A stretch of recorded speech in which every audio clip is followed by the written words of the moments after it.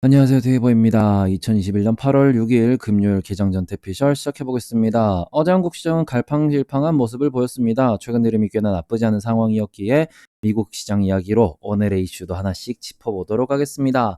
미국 주간 실업보험 청구 건수가 38만 5천 명이 나왔습니다. 월가 예상에 부합했다라는 건데요. 자, 이걸 보면은 무난한 상황이라고 볼 수 있을 것 같습니다. 뭐 걱정할 건 없고 그냥 뭐 휴가철이니까 대충이라고 보실 수 있을 것 같은데, 지금 뭐 미국 시장을 보더라도 그냥 대충 올랐습니다. 뭐 편안한 상황이고, 보험업종이나 아니면은 이제 원자재와 관련 업종이 좀 많이 빠진 모습을 보였다 정도였습니다. 자, 여기에서 모더나가 실적을 발표했는데요.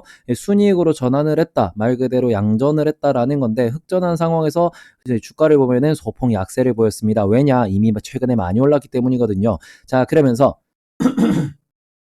백신 효과가 6개월 정도 유지될 수 있다라는 발표를 했기 때문에 이제 부스터샷에 대한 논의는 계속될 것으로 보입니다. 자, 그러면서 지수를 보시면은 이제 아주 편안한 모습이에요. 상승을 하고 마지막까지도 꼬리를 위로 쳐들었다 정도로 보실 수 있을 것 같고요. 종가가 최고가라는 점은 그만큼 장이 강하다라는 정도인데, 여기에서 골드만삭스가 S&P 500의 올해 전망치를 4,700으로 상향을 했습니다. 지금으로부터 약 한 7, 8% 정도 더 올라갈 것이다라는 예상을 했죠. 6개월이 남지 않은 상황에서 7, 8% 더 올라갈 것이라는 거는 시장이 아주 강하다라는 겁니다. 연평균 13%, 14% 정도 상승하는 이런 시장에서 연말까지 7, 8%더 올라갈 수 있다라는 거는 평년 대비도 강한 모습을 보일 수 있다라는 이야기를 하고 있다라는 겁니다. 이런 상황에서 중국의 악재 등이 뭐 부채 문제 이런 거나 새로운 규제 같은 게 엄청 세게 터지는 게 아니다라고 하면은 올해도 좀 무난하게 마무리가 될 수 있지 않을까. 연말에 테이퍼링 얘기 나올 거고, 그다음에 내년 말 되면은 금리 인상 얘기 나올 거고, 이런 일정대로 간다 그러면은 인플레이션과 뭐 중국 악재 부채 문제 이런 것만 조심하면 되지 않나라는 생각을 하게 만드는 하루였습니다. 자, 그러면은 오늘은 좀 색다르게 지난 6개월간 주요 지수 혹은 주요 지표들에 대해서 움직임이 어땠는지 살펴보면서 앞으로 어떤 흐름인지 한번 살펴보도록 하겠습니다. 일단 필라델피아 반도체 지수가 지난 6개월간 내렸다 올랐다 지금 이러면서 이제 가장 강한 모습을 최근에 보이고 있다 정도를 확인할 수 있고요. 여기다가 나스닥 바이오 지수 역시도 내렸다가 올랐다가 이러면서 계속 좋은 모습을 보이고 있다. 지금 나스닥과 움직임을 유사하게 가져가는 나스닥 바이오 지수와 필라델피아 반도체 지수다 정도 봐주시면 될 것 같고요. 빅테크 중심의 팡플러스 같은 경우에도 내렸다 올랐다 모두 다 나스닥과 비슷한 움직임을 보여주고 있습니다. 이 상황에서 조금 약세를 보이는 친구가 있죠. 아크인베스트먼트입니다. 혁신 기업들인데 내렸다가 못 오르고 내렸다가 지금 그 자리에 멈춰있는 모습입니다. 자, 이걸 보시면은 작년에 확실히 테슬라를 중심으로 혁신 기업들이 많이 상승한 만큼 지금 비교적 약세를 보이고 있다라고 볼 수 있어요. 그럼에도 불구하고 나스닥과 대체적으로 움직임은 동조되고 있다 정도로 확인할 수 있을 것 같은데, 여기에서 이제 리튬 이온 관련된 기업들이 모여있는 LIT라는 ETF입니다. 여기 보시면은 아주 큰 폭으로 오르고 있어요. 물론 중국 기업들도 많이 들어있긴 하지만 이 정도를 놓고 보시면 리튬 관련 산업은 지금 현재 시장의 추세에 전혀 따르지 않고 있다. 아주 강한 모습을 보이고 있다. 그렇기 때문에 이게 아무래도 정책적으로 이제 밀어주는 것이기 때문에 미래의 핵심 에너지원으로 인식하는 분들이 많고, 그래서 대세를 이끌고 있다 정도로 봐주셔도 될 것 같아요. 한번 오르기 시작한 종목들은 좀 잘 오르기 때문에 요게 앞으로도 시장 규모가 뭐 10배, 20배, 100배로 늘어난다고 하니까 요 동네는 우리가 관심 있게 지켜보셔야 되지 않나라는 생각입니다. 자, 다음으로 국제유가입니다. 국제유가 같은 경우는 6개월 내도록 움직임이 애매해요. 자, 그리고는 최근에 증산 합의가 이루어지고 난 뒤부터는 모습이 되게 자리를 못 잡고 있는 거 아닌가라고 조금 생각을 하게 만들고 있습니다. 그렇기 때문에 지금 이게 안정화되면서 어느 정도 가격이 이제 적정한 가격이 될지는 생각을 해보셔야 될 것 같고요. 금 가격은 6개월 동안 1,800달러를 중심으로 오르락 내리락 하고 있습니다. 안정된 상황이다 정도로 봐주셔야 될 것 같습니다. 그 다음에는 이제 어제도 그렇고 그저 이번 주 내내 계속 채권금리와 나스닥에 대해서 연동성을 말씀드리고 있는데, 일단 채권금리가 11시 반 정도를 이제 고점을 찍고 이제 서서히 이제 하락하면서 안정화되는 모습을 보였습니다. 자, 그런데 이제 나스닥의 장중 고점을 보시면은 11시 반이었어요. 대충 비슷한 모습이죠. 오르다가 멈췄다라는 거예요. 요 두 가지의 공통점을 놓고 보시면은 채권금리랑 나스닥이 계속 동조되고 있다라는 점이, 이거는 한동안 이어질 것이다라는 점을 잘 보셨으면 좋겠다라는 겁니다. 자, 그리고 비트코인 같은 경우는 되게 안정돼 있어요. 4만 달러, 4만 1,000달러 정도 수준인데, 요게 이제 어디에서 횡보를 할지도 조금 지켜보셔야 될 것 같다라는 생각이고요. 그 다음에는 미국 달러지 선물입니다. 거의 제자리 걸음이에요. 자, FOMC가 7월 FOMC가 끝난 이후로 조금 하락하더니 이제 자리를 좀 잡고 있는 모습이죠. 자, 이런 상황에서 원달러 환율은 FOMC 이후에 꾸준히 떨어지는 모습을 보여주고 있습니다. 아주 좋은 상황을 보여주고 있지 않나. 그리고는 개인적으로는 한 1135원 혹은 1130원 정도 수준까지만 가주면은 아주 그 원화가 그 안정적으로 좋은 모습을 보일 수 있는 그런 위치에 자리 잡는 것이 아닌가라는 생각이에요. 1130원이라고 하면 요 정도 라인이기 때문에 그 정도까지만 내려주면은 뭐 달러로 또 환전을 하시는 것도 어떨까라는 생각을 살짝 해봅니다. 자, 다음으로는 이제 글로벌 원자재 시장입니다. 큰 변동 없이 오늘도 조금은 조용한 모습을 보여주었어요. 자, 근데 요걸 보면서 월스트리트 형님들 휴가가 상당히 좀 영향을 미치고 있지 않나라는 생각을 좀 하고 있습니다. 이번 주 내내 원자재 시장은 좀 조용한 모습이에요. 자, 그래서 이제 형님들이 휴가에 복귀했을 때도 우리가 생각을 해보셔야겠죠. 이제 복귀하면은 방향성이 좀 잡힐 수 있다라는 점 체크해 주시고, 그럼 여기서 조금 특징적인 친구가 있습니다. 원목입니다. 원목 같은 경우에는 작년에 많이 올 초에 많이 올랐다가 지금 이제 한 5월달 정도부터 꾸준히 하락을 하면서 지금 거의 3분의 1 토막이 난 상황입니다. 자, 그런데 요걸 놓고 보시면은 결국에는 3분의 1 토막이 난 상황에서 안정세를 찾고 있다라는 겁니다. 거의 한 달 정도 동안 요 정도 가격대에서 머물고 있는 상황인데, 자, 요걸 놓고 보면은 결국 현재 소비 트렌드의 적당한 가격을 찾아갈 것이다. 대부분의 원자재가 됐든 주식이 됐든 결국에는 버블이 점점 이제 자기 자정 효과를 좀 스스로 자정 효과가 있을 수 있겠죠. 왜냐하면 우리는 이미 뭐 부동산 버블이라든지 IT 버블이라든지 여러 가지 버블들을 겪어봤기 때문에 사람들은 현명합니다. 한번 겪고 난 뒤에는 쉽게 그런데 배팅을 못 해요. 그런 점에 있어가지고 지금 좀 더 우리가 강하게 볼 수 있는 게 2차 전지. 왜냐하면 여기는 진짜 눈에 보이는 실적이 증가되는 게 눈에 보이고 있기 때문에 요 동네는 조금 과한 배팅이 일어날 수 있겠지만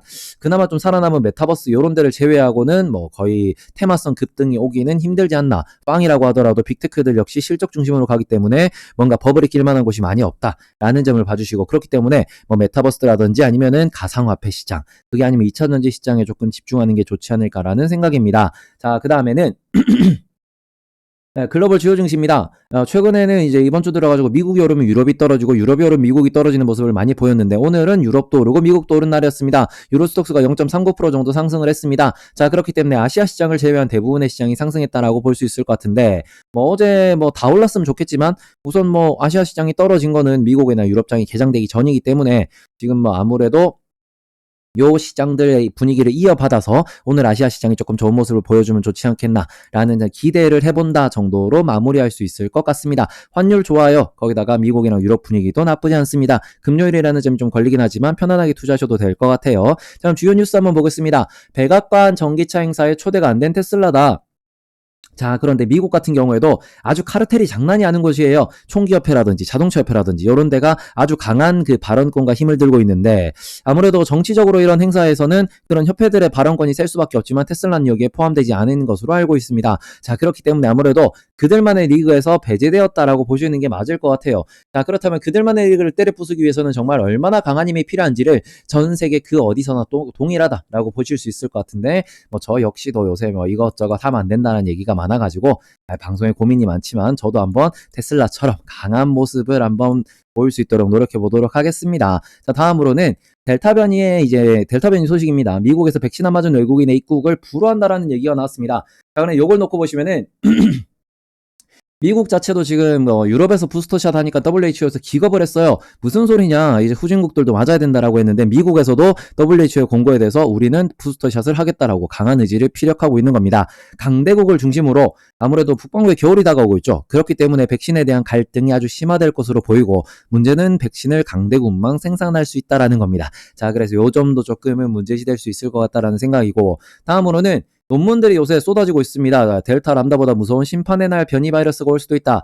심판의 날이라 그러면 저지먼트 데이죠. 아주 그 영화에도 자주 쓰이는 단어인데, 이런 것들은 좀 자극적이겠지만 어쨌든 람다가 끝이 아니다, 델타가 끝이 아니다라는 거죠. 지금 델타 변이 같은 경우에도 백신을 뚫고 들어가고 있습니다. 거기다가 뭐 증상은 없다고 하지만 꽤나 돌파 감염 사례가 많이 발견되고 있기 때문에 이제 바이러스가 또 한 번 변이를 일으키고 있다. 백신을 뚫고 들어갈 만한 그런 방향을 찾았고, 혹시나 그 안에서 증상을 일으키는 걸 또 만든다 그러면은 아주 큰 문제를 발생시킬 수도 있겠죠. 자, 그렇기 때문에 요게 어떻게 보면 조금 그 숨겨진 악재로도 작용할 수 있다라는 점에 대해서 기억을 해주셨으면 좋겠고, 일단 바이러스도 생명체입니다. 생명체 입장에서는 숙주가 빨리 사망하면 큰일이 나요. 그렇기 때문에 혹자 어떤 연구진들은 이런 상황에서 백신 맞은 사람한테는 감염은 되지만 증상은 일으키지 않고 바이러스도 살아남고 사람도 살아남는 그런 형태로 유지가 될 수도 있다라는 의견도 많습니다. 그런 점도 우리가 기억을 해주셨으면 좋겠다라는 거고요.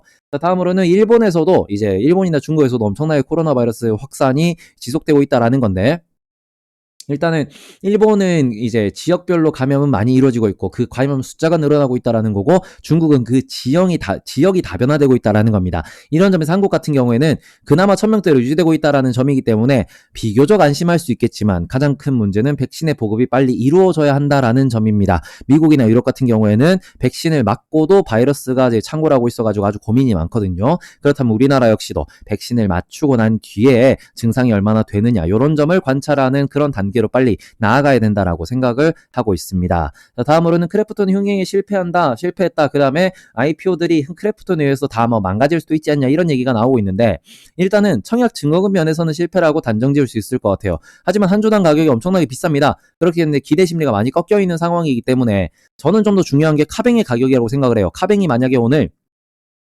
본인들이 설정한 가격 그 PER에 맞춰가지고 시가총액을 산정을 했는데 그 가격을 시장이 인정해주지 않는다라고 한다면은 가장 큰 문제는 크래프톤도 그렇고 지금 뭐 롯데레탄도 그렇고 아니면 HK이노엔도 그렇고 지금 당장 이어지고 있는 많은 기업들이 뭐 일진 하이솔루스 이런 데도 있죠. 그런 기업들의 대부분 안 좋은 영향을 미칠 수도 있습니다.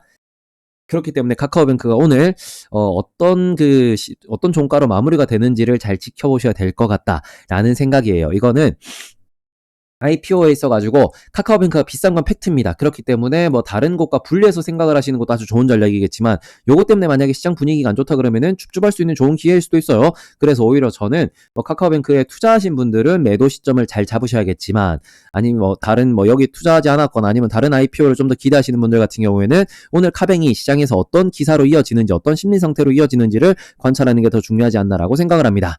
자, 다음으로는 글로벌 반도체 95%를 먹겠다는 중국이 미국 견제 속에서도 내재화를 가속하고 있다라는 이런 기사인데 한 가지 걱정되는 게 있어서 이 기사를 좀 가져왔어요. 지금 중국이 생산하는 반도체는 전 세계 모든 반도체의 50% 이상이고 14나노 이상 반도체는 95% 이상을 이제 생산하고 있습니다. 이런 상황이기 때문에 글로벌 공급망에서 중국이 차지하는 게 엄청나게 크고 이거는 분명히 미국이 조금은 껄끄러워할 수 있는 거예요. 중국이 여전히 뭐 생산해가지고 전 세계에 납품한다. 거기다가 가격을 저렴하게 가져간다라는 거는 전 세계의 뭔가 산업 지형에 있어가지고 유지하면 별 문제가 없긴 해요. 하지만 중국이 이걸 무효할 수도 있고 미국이 이걸 불편할 수도 있기 때문에 그럼 이 상황에서 불공정 경쟁을 통한 성장을 지속해온 중국의 그런 성장 시스템에 대해 가지고 미국이 계속 지적을 하고 있습니다. 이 점이 혹시나 규제가 시작될 수 있다. 혹시나 규제가 시작되면은 좀 더 큰 파장으로 이어질 수 있다라는 점도 인지해 주셨으면 좋겠습니다. 자, 다음으로는 이제 셀트리온 관련된 소식이 나와가지고 요거는 기사를 한번 읽어보셨으면 좋을 것 같아가지고 들고 왔습니다.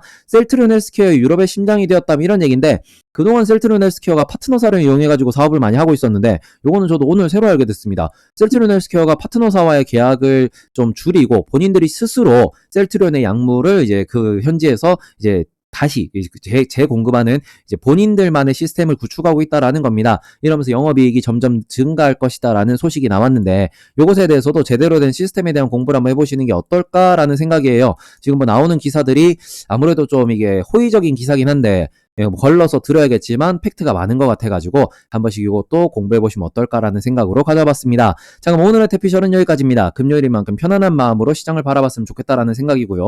오늘 같은 경우에는 금요일이기 때문에 오늘 장 마지막에 4계좌에 남아있는 주식은 최소한 3일입니다. 3일 동안 무슨 일이 발생할지 모르기 때문에 안정적인 기업들은 남겨놓으시고 단타성으로 들어간 기업들은 일단 정리해두는 게 좀 더 멘탈에 좀 건강할 수 있다. 주말을 좀 편안히 보낼 수 있다. 이제 우리가 수명을 바치지 않고 투자를 할 수 있다라고 말씀을 드릴게요. 자, 그렇기 때문에 깔끔하게 잘라낼 건 잘라내고 보관할 거 보관하고 공부할 거 공부하는 그런 하루가 되셨으면 좋겠습니다. 그럼 오늘 저녁에는 게스트 방송이 있습니다. 미국 주식에 실제로 투자하고 있는 투자자와 함께 이제 뭐 어떤 방식으로 시장을 바라보고 있는지, 그 다음에 투자 포인트는 투자 아이디어는 어떻게 가져가고 있는지, 평소 때 본인이 좋아하는 매매 방법은 무엇인지 그것에 대해서 우리가 주린 입장에서 어떤 걸 배울 수 있는지 한번 또 뽑아내 보도록 하겠습니다. 그러면 오늘도 저녁 때 뵙도록 하겠습니다. 좋은 하루 보내시고요. 모두 감사합니다. 빠빠잉.